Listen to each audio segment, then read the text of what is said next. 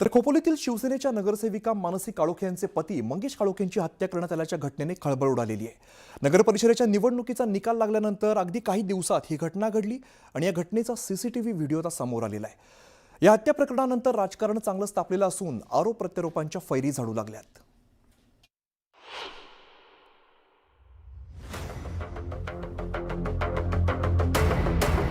नगरपालिका निवडणुकीचा निकाल लागल्यानंतर खोपोलीत शिंदेंच्या शिवसेनेच्या नगरसेविका मानसी काळोखे यांचे पती मंगेश काळोखेंची हत्या करण्यात आली।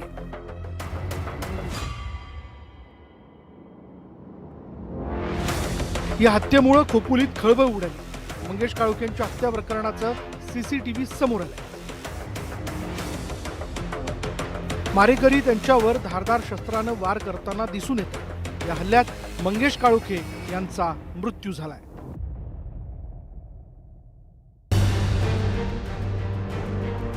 राज्याचे उपमुख्यमंत्री आणि शिवसेना पक्षप्रमुख एकनाथ शिंदेंनी खोपोलीत जाऊन काळोखे कुटुंबियांची भेट घेत त्यांचं सांत्वन केलं। आम्हाला न्याय द्या अशी मागणी यावेळी काळोखे कुटुंबियांनी उपमुख्यमंत्री एकनाथ शिंदेंकडे केली।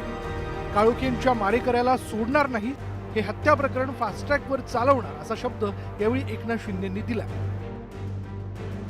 ही केस फास्ट ट्रॅकवर घेऊन विशेष सरकारी वकील देऊन मोका अंतर्गत कारवाई करून या सर्व आरोपींना फाशीची शिक्षा झाली पाहिजे अशा प्रकारची त्यांची भावना आहे। नक्कीच अशा प्रकारची वृत्ती खेचून काढली पाहिजे।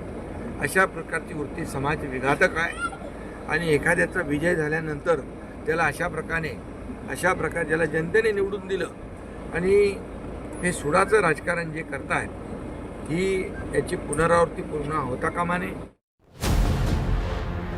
या हत्येप्रकरणी 10 जणांविरोधात गुन्हा दाखल करण्यात आला।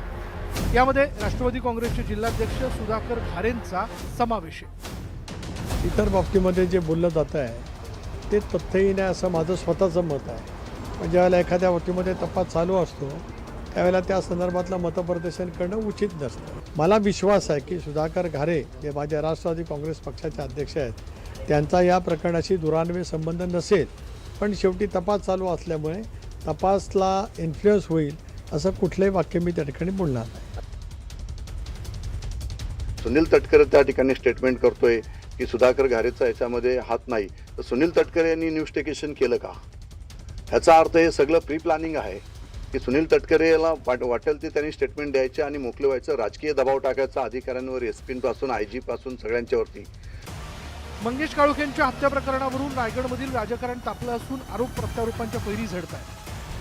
ही जी काही घटना घडलेली आहे याच्या 2 दिवस अगोदर रवी देवकर हा SN जोशी अलिबागच्या वकिलांकडनं तो सरकारी वकील त्यांच्याकडे आहे त्यांच्याकडून थेट सुतारवाडीला गेलेला होता आणि सुनील तटकरेंशी बसलेला होता आणि सुनील तटकरेंशी डिस्कस करून या सगळ्यांनी प्री प्लॅन करूनच या ठिकाणी मंगेशची हत्या या ठिकाणी करण्यात आलेली आहे। रवी देवकर हा सुतारवाडीला गेलेला होता याची सुद्धा पोलिसांनी त्या ठिकाणी चौकशी करावी। हा रायगडचा आका आहे सुनील तटकरे। त्यांना काय बोलायचं असेल ते बोलू द्या। आज त्या घटनेचं गांभीर्य लक्षामध्ये घेता या विषयावरती मी अधिक काय बोलू इच्छित नाही।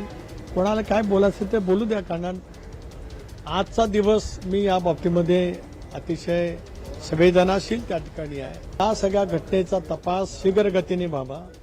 शक्य झालं तर मुख्यमंत्री महोदयांनी SIT नेमावी। रायगड जिल्ह्याच्या खोपोलीमधील मंगेश काळोखे यांच्या हत्येप्रकरणी रवींद्र देवकर, दर्शन देवकरला अटक करण्यात आली आहे। मंगेश काळोखेंच्या हत्येवरून आता राजकारण ढवळून निघालंय। संतोष दळवीसह bureau report, news 18 Lokmat, Khopoli.